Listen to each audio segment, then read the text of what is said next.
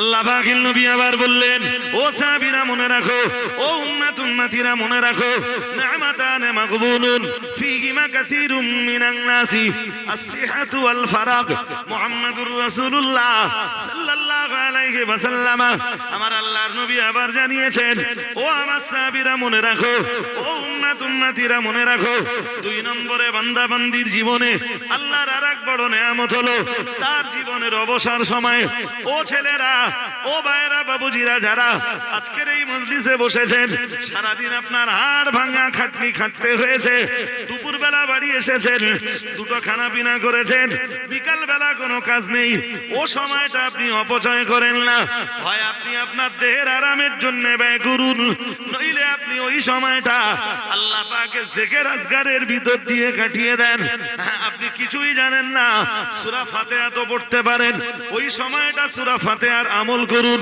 কিছুই জানেন না, সূরা ইখলাস তো জানেন, ওই সময়টা সূরা ইখলাসের আমল করুন। কিছুই তো জানেন না, লা ইলাহা ইল্লাল্লাহ মুহাম্মাদুর রাসূলুল্লাহ সাল্লাল্লাহু আলাইহি ওয়াসাল্লাম এই তাহলিলটা তো জানেন, অন্তত তাহলিলটা করতে থাকুন। লা হাওলা ওয়ালা কুওয়াতা ইল্লা বিল্লাহিল আলিয়্যিল আযীম। কিছুই জানেন না, এটা তো জানেন, অন্তত তাহবিলটা উচ্চারণ করতে থাকুন। কিছুই জানেন না, সুবহানাল্লাহ, আলহামদুলিল্লাহ, সুবহানাল্লাহি ওয়া বিহামদিহি, সুবহানাল্লাহিল আযীম। কিছুই জানেন না, অন্তত পক্ষে আল্লাহু আকবারটা তো পড়তে পারেন। অন্তত তাকবীরে বারংবার আপনি তাকবীর পড়ুন। ও ভাইরা আমার মনে রাখুন, প্রিয় নবী মুহাম্মদুর রাসূলুল্লাহ সাল্লাল্লাহু আলাইহি ওয়াসাল্লামের জীবনের ব্যাপার বয়ান করতে যে আম্মা জান আয়েশা বলেছেন, কানান নবিয়্যু সাল্লাল্লাহু আলাইহি ওয়াসাল্লাম ইয়াযকুরুল্লাহ ফি কুল্লি আহয়ানিল। হযরত আম্মা জান আয়েশা বলেন, আমি নবী মুহাম্মদুর রাসূলুল্লাহ সাল্লাল্লাহু আলাইহি ওয়াসাল্লামকে দেখেছি, বিশ্বনবী মুহাম্মদুর রাসূলুল্লাহ সাল্লাল্লাহু আলাইহি ওয়াসাল্লাম তার জীবনের প্রতিটি মুহূর্তে তিনি আল্লাহর জিকির করতেন। আরেকটু মন খুলে বলেন, সবসময় কি করতেন? অল টাইম, অল টাইম রাসূল আল্লাহ জিকিরে মশগুল, রাসূলের জবান আল্লাহ জিকিরে সিক্ত। একটু অবসর সময় পেয়েছে, সোজা যে বসে পড়েছে টাসার আড্ডায়। না সুস্থতার জীবনের মূল্যায়ন করেছে, আর না অবসর এই সময়ের মূল্যায়ন করেছে। বাট ফেরেশতাদের মার,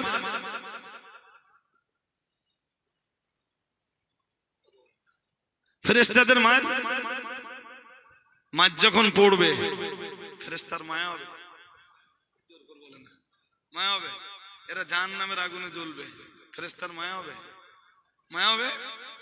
আল্লাহ ওইটাই বলতেছেন, আলাইহা 26 পারা, এই 28 পারা সূরা তাহরিম। আল্লাহ বলেন, আলাইহা মালাইকাতুন গিলাদুন শিদাদ। এরপর গিলাস বলে ছেড়ে দেননি, এরপরে আরো বলতেছেন শিদাদ, খুব শক্ত তারা। ওই কঠোরতার উপরে তারা খুব মজবুত, কাঠিন্যতার উপরে তারা খুব কংক্রিট। আলাইহা মালাইকাতুন গিলাদুন শিদাদুন লা ইয়াসুনাল্লাহ মা আমারহুম। মহান আল্লাহ জানিয়েছেন, আল্লাহর নির্দেশকে তারা কখনো অ্যাভয়েড করে না, আল্লাহর নির্দেশকে তারা কখনো অবমাননা করে না। ওয়া ইয়াফআলুনা মা ইউমারুন, তারা শুধু তাই পালন করে আল্লাহ তাদেরকে যে নির্দেশ দান করেন।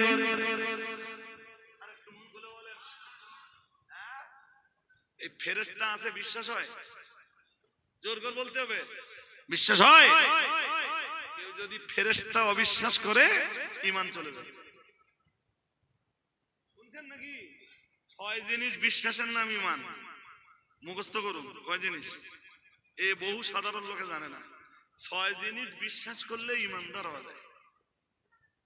কয় জিনিস বলুন তো, সবাই বলুন। 6 জিনিস কি কি জানেন? হাদিস শরীফ বিবরণ দিয়েছে, আল্লাহ পাকের রাসূল জানিয়েছেন, আনতুমিনা বিল্লাহি ওয়া মালাইকাতিহি ওয়া কুতুবিহি ওয়া রুসুলিহি ওয়াল ইয়াউমিল আখিরি ওয়া তুমিনা বিল কদরি খাইরিহি ওয়া শাররিহি মিনাল্লাহি তাআলা।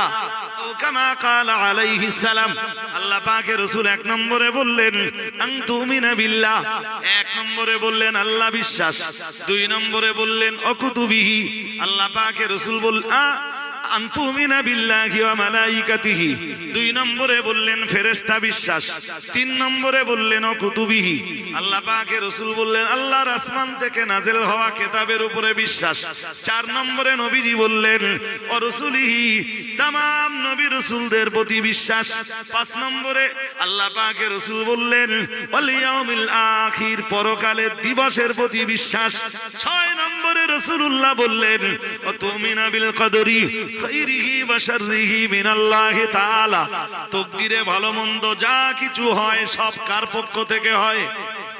এই বিশ্বাসের নাম, এই ছটা জিনিসের বিশ্বাসের নাম হলো, বলুন তাহলে ফেরেশতা বিশ্বাস না করলে ঈমান থাকবে?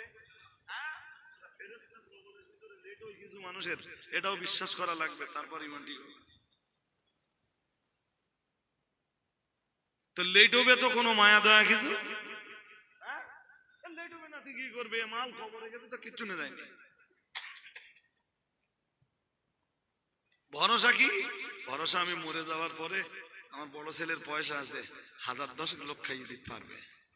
কত কত মাওলানা সাহেব অনেক টাকা পয়সা দিয়ে গেছে, আর ও লোকের ছেলেরও পয়সা আছে, ধরে নেন তো ও লোক মরে গেছে, ও লোকের ছেলেরা 1000-10 লোক খাইয়ে দিয়েছে, মাইক করে প্রচার করেছে।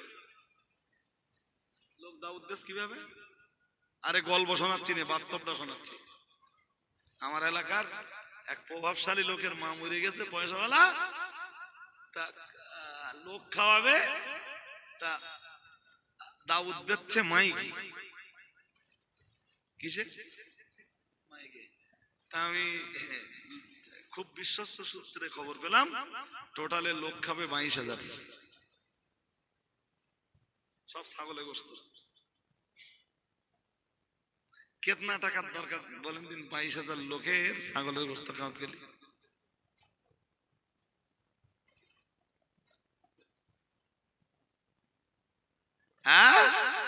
মাওলানা সাহেব মরে গেছে, মাওলানা সাহেবের ছেলে 10,000 লোক খাইয়ে দিয়েছে।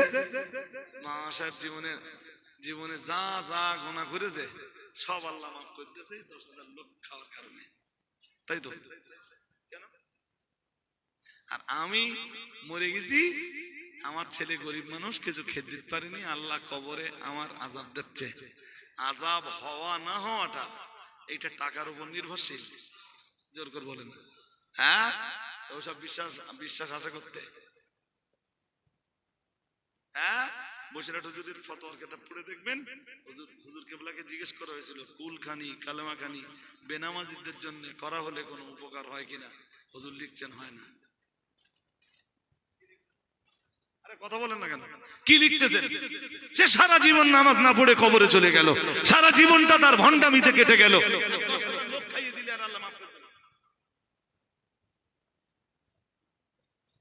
ইসলাম এত সস্তা পেয়েছো না?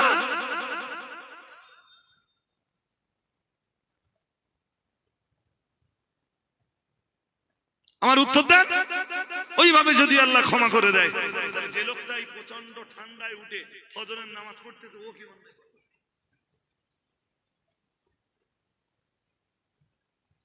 কথা বলতেছেন না? এই সময় এই প্রচন্ড ঠান্ডায় গায়ে পানি লাগালে কিছু হবে না? হবে না? হ্যাঁ? সুতরাং কোনটা করতে হবে? আপনাদের জ্ঞান আছে, বিবেক আছে, বুদ্ধি আছে, বিবেচনা শক্তি আছে, সিদ্ধান্ত আপনাকে নিতে হবে।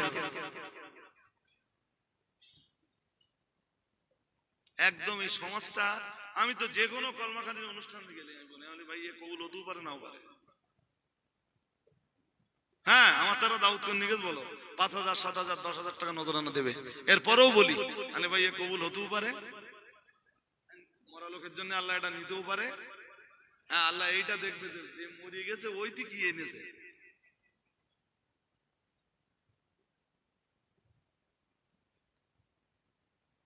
বড়া তুমি পার হবা আর সার্টিফিকেট লোকে নিয়ে যাবে।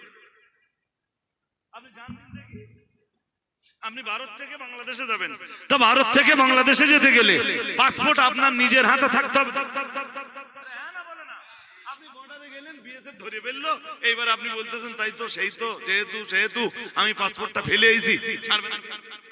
ছাড়বে? তা আপনি বুঝতেছেন না যে এক দেশ থেকে আর এক দেশে যেতে গেলে তাই পাসপোর্ট লাগে, এক দেশ থেকে আর এক দেশে যেতে গেলে তাই সেখানে ভিসা লাগে, আর আপনি ইহকাল থেকে পুরো পরকালে চলে যাচ্ছেন, আপনি ভিসা পাসপোর্টের কোনো পরোয়া করলেন না। এটা কি করে হলো?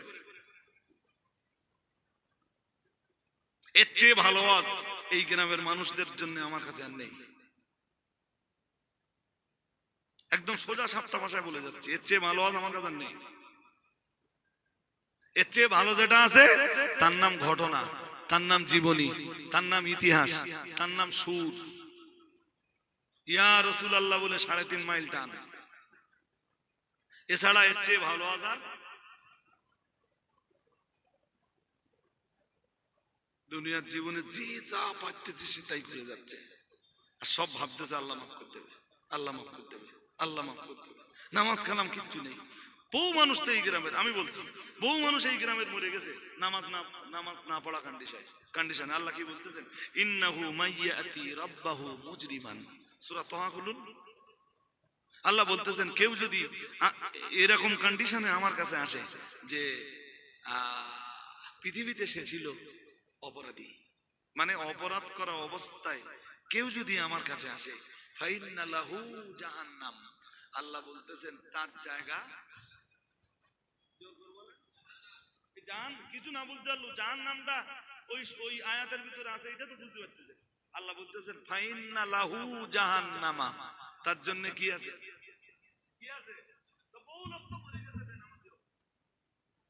আপনি কি ভাবতেছেন ওদের নামে এখন সবরেসানি করে দেবেন আর আল্লাহ ওদের সব মাফ করে দেবে? ওই সবরেসানি একটু করে দিলেন সাময়িকের জন্য, একটু ঠান্ডা। তাও যদি আল্লাহ এই দুনিয়ায় যেটা করা হচ্ছে এটা যদি আল্লাহ কবুল করে, তারপর আপনি কি মনে করেন যে পুরোপুরি মাফ হয়ে যায়? নামাজ না পড়ার গুনাহ পুরোপুরি মাফ হয়ে যায়? চলুন কোরআন খুলে দেখি এবার কি আছে। ফি জান্নাতি ইয়াতাসালুন, সূরা মুদ্দাসসির খুলবেন 29 পারা। মহান আল্লাহ জানিয়েছেন ফি জান্নাতি ইয়াতাসালুন আনিল মুজরিমিন মা সালাকাকুম ফি সাকার ক্বালু লাম নাকু মিনাল মুসাল্লিন।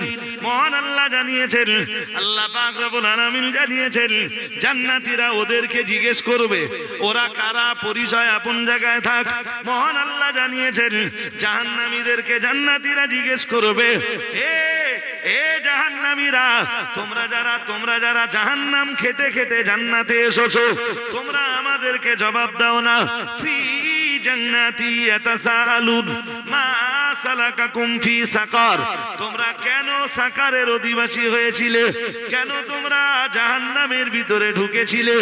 ও ভাইরা আমার মনে রাখুন, জাহান্নামীরা অনেকগুলি জবাব দেবে, যার ভিতরে জাহান্নামীদের প্রথম জবাব হবে লাম নাকু মিনাল মুসাল্লিন, পৃথিবীতে আমরা নামাজি ছিলাম না।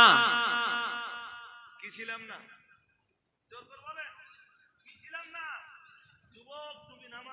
কবরে যাবা, তুমি কি ভাবতেছো যে মৌলানাদের দুআয় তোমার সারা জীবনের নামাজ না পড়ার গুনাহ মাফ হয়ে যাবে? কোন মুফতি কোন মৌলানা যদি এই ফতোয়া দেয়, আমি বলছি ও ভুল বলেছে। নামাজ না পড়ার দায়ে তোমাকে জাহান্নামে যাওয়া লাগবে, দেয়ার ইজ নো ডাউট। কোন হুজুরের দুআয় তোমার নামাজ না পড়ার গুনাহ মাফ হবে?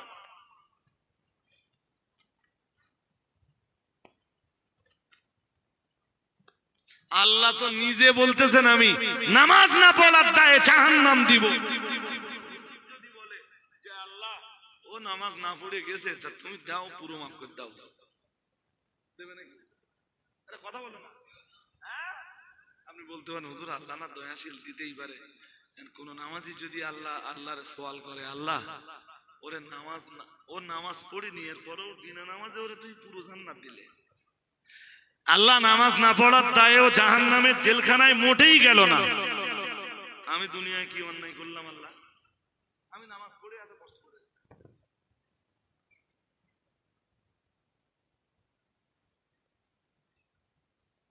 আমার কথা কি বুঝতে অসুবিধা হচ্ছে? হ্যাঁ, সুতরাং আজকের এই মজলিসে যারা আছেন, বিভিন্ন স্তরের ভাইরা আছেন, বিবেক আছে, বুদ্ধি আছে, জ্ঞান আছে। ফামান শাআ ফালিউমিন ওয়া মান শাআ ফালিয়াকফুর। আল্লাহ বলেন যার মন চায় সে মুমিন হবে, আর যার মন চায় সে কুফরি করবে। যার মন চায় সে নামাজি হবে, যার মন চায় সে বেনামাজি থাকবে। যার মন চায় গরুর গোশত খাবে, যার মন চায় শুয়োরের গোশত খাবে। কিন্তু কোনটা করলে ফলাফল কি, ওটাও তো আমি আল্লাহ কোরআনে বলেই দিয়েছি। আছে না নেই? জোর করে বলেন, আছে না নেই? সুতরাং দেখুন, এই মন ভোলানো ওদের চাইতে একটা লোকেরও যদি মন বলে, আজকের যুবক ছেলেগুলো এরা সময়ের তো একদম মূল্য দেয় না, একদম। কোরআন কি বলেছে চলুন দেখে নেওয়া যাক। আল্লাহ পাকের কোরআন জানিয়েছে, ইন্নাল্লাহা আশতারা মিনাল মুমিনিনা আনফুসাহুম ওয়া আমওয়ালাহুম বিআন্না লাহুমুল জান্নাহ। মহান আল্লাহ জানিয়েছেন, ইন্নাল্লাহা আশতারা মিনাল মুমিনিনা, নিশ্চয়ই ঈমানদারদের কাছ থেকে আল্লাহ কিনে নিয়েছেন, আমওয়ালাহুম আনফুসাহুম ওয়া আমওয়ালাহুম। আমরা যেন বললাম আল্লাহ ঈমানদারদের কি ক্রয় করে নিয়েছেন আপনি। মহান আল্লাহ বললেন আনফুসাহুম, ঈমানদারদের জীবন। আমরা যেন বললাম আল্লাহ আর কি ক্রয় করেছেন। মহান আল্লাহ বললেন ওয়া আমওয়ালাহুম, ঈমানদারদের মাল, ঈমানদারদের জান আর মাল, এই দুটোই আমি আল্লাহ কিনে নিয়েছি। আমরা যেন বললাম আল্লাহ আপনি কিসের বিনিময়ে ঈমানদারের জান আর মাল কিনে নিয়েছেন। মহান আল্লাহ জবাব দিলেন বিআন্না লাহুমুল জান্নাহ, ঈমানদারের জান আর মাল আমি কিনে নিয়েছি, বিনিময়ে ঈমানদারকে আমি আল্লাহ আমার দয়ার জান্নাতে প্রবেশ করাবো। ও ভাইরা আমার, মনে রাখুন এই আয়াত থেকে বুঝতে পারা যায় ঈমানদারের জান আল্লাহর রাস্তায় বিক্রি হয়েছে, ঈমানদারের মালও আল্লাহর রাস্তায় বিক্রি হয়ে গেছে। জান মানে জীবনের সময়, জান মানে সব। যারা পড়েছে লা ইলাহা ইল্লাল্লাহ মুহাম্মাদুর রাসূলুল্লাহ সাল্লাল্লাহু আলাইহি ওয়াসাল্লাম, এই কালেমা যারা অন্তরে বিশ্বাস করেছে এবং মুখে যারা স্বীকার করেছে, আমি আরেকবার পড়ছি, আপনারা আমার সাথে সাথ দেন। লা ইলাহা ইল্লাল্লাহ মুহাম্মাদুর রাসূলুল্লাহ সাল্লাল্লাহু আলাইহি ওয়াসাল্লাম। দুনিয়ার যে মানুষগুলো এই কালেমা পড়েছে, আল্লাহর একত্ববাদকে স্বীকার করেছে, মুহাম্মাদুর রাসূলুল্লাহ সাল্লাল্লাহু আলাইহি ওয়াসাল্লাম রিসালাতের মান্যতা যারা দিয়েছেন, ও ভাইরা আমার মনে রাখুন তাদের জানও আল্লাহ কিনে নিয়েছেন, তাদের মালও আল্লাহ কিনে নিয়েছেন, বিনিময়ে মহান আল্লাহ তাদেরকে তার দয়ার জান্নাতের ভিতরে দাখিল করাবেন। ও ভাইরা আমার, আমরা যারা ঈমানদার, আমাদের জান আল্লাহ রাস্তায় বিক্রি হয়ে গেছে, আমাদের জীবনের সময় আল্লাহ রাস্তায় বিক্রি হয়ে গেছে, আমাদের মালও আল্লাহ রাস্তায় বিক্রি হয়ে গেছে।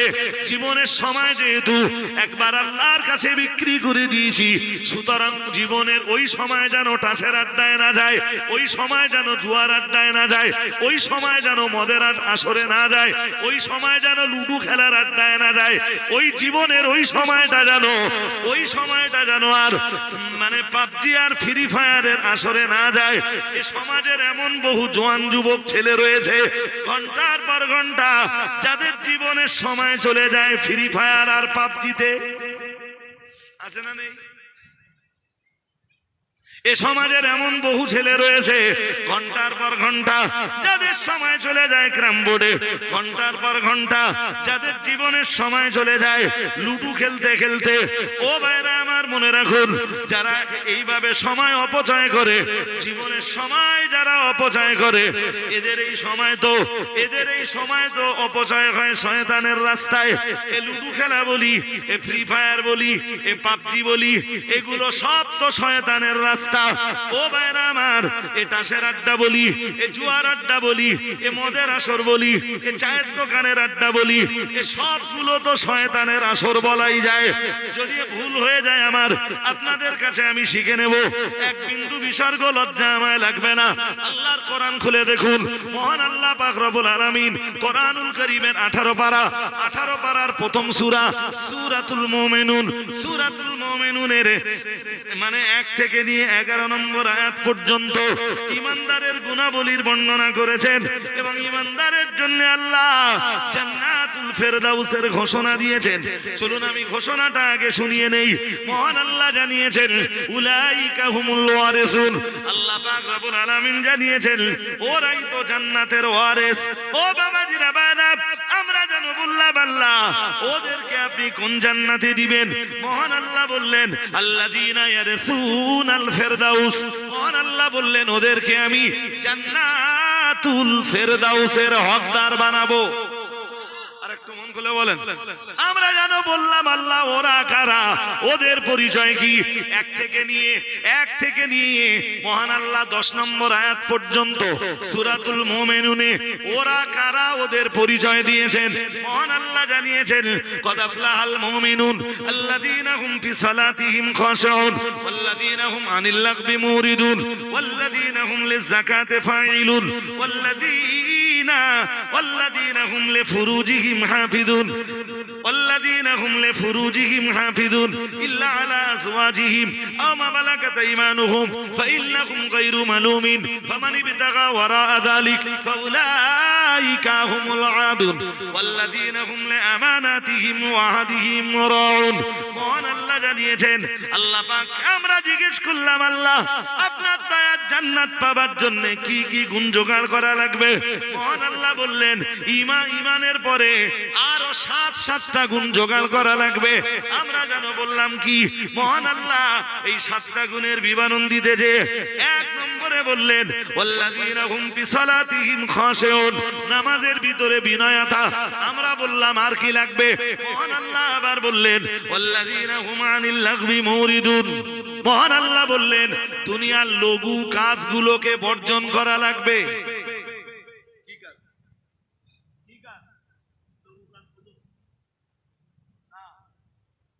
এই লঘু কাজটা ছোট্ট কথা শুনে নাও, আমি এবার বক্তৃতা ছাড়বো। দেখতে দেখতে আমার সময় ওভার হয়ে গেছে মিন্স 9:30 পর্যন্ত থাকবো বলেছিলাম, 20 মিনিট লেটে এসেছিলাম, সে 20 মিনিট দিয়ে ফেলেছি। জি বুঝে না লঘু কাজটা কি? লঘু কাজ বলা হয় দুনিয়ার ওই কাজগুলোকে যা আপনারা মনে রাখতে পারেন তাই বলছে, যে কাজগুলো ইহকালেও কোনো উপকার নেই, পরকালেরও কোনো লাভ নেই।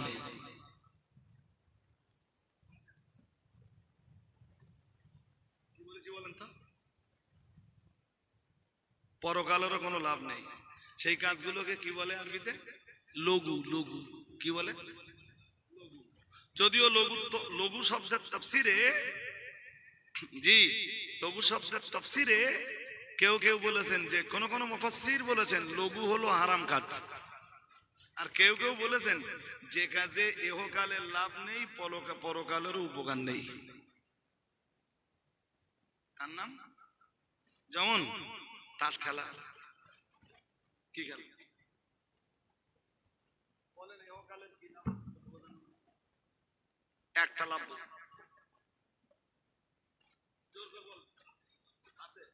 এই উঠতি প্রজন্মের ছেলেদের এই ফ্রি ফায়ার খেলা লাভ আছে? পরকালের লাভ আছে? নেই। কাজটা কি? জোর করে বলে না।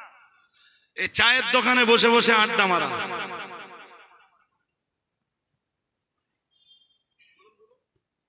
তাড়াতাড়ি বলতে হবে। লাভ আছে? ইহকালের লাভ, আখিরাতের কল্যাণ, উপকার নেই। কাজটা কি? এই যুবক ছেলেদের এই রাত্রেবেলা এক জায়গায় হয়ে লুডু খেলা। কি খেলা? মোবাইলে 4-5 জন বসে গেল লুডু খেলা। ইহকালের লাভ আছে? পরকালের উপকার আছে? আল্লাহ বলতেছেন পরকালে আমি জান্নাত যাদের দিব ওরা দুনিয়ায় লঘু কাজ থেকে দূরে থাকবে। দুনিয়ায় ওরা, আমি স্পষ্ট নিজের চোখে দেখতে পাচ্ছি এই লঘু কাজ যারা করতেছে এরা জান্নাতের লোক না। হ্যাঁ না বলবেন তো? হ্যাঁ, আর আমার এই কোরআন হাদিসের এই ব্যাখ্যা কেটে দিতে পারলি আমি মস্করা ছেড়ে দেবো।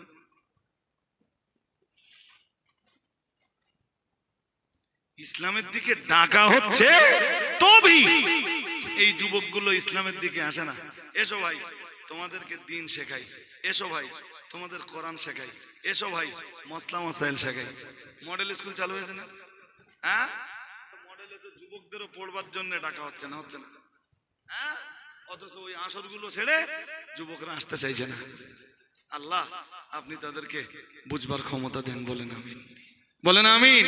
জওয়ানরা, যুবকরা নিজেদের জীবনের এই মূল্যবান সময়কে অপচয় করো না, নষ্ট করো না। আল্লাহ সবাইকে বুঝবার ক্ষমতা দান করুন, সুমতি নসিব করুন, বলুন আমিন। পরবর্তী বক্তা আমাদের মহতারাম অলিউল্লাহ সাহেব হুজুর, তিনি এসেছেন, তিনি ওয়াজ নসিহত করবেন। আমি জানি আসতেছি, আমার 2-3 মিনিট এখনো লাগবে কথা বলতে। তা আমি বক্তব্যের প্রাসঙ্গিকতা এখানে ছাড়ছি, আবার দেখা হবে।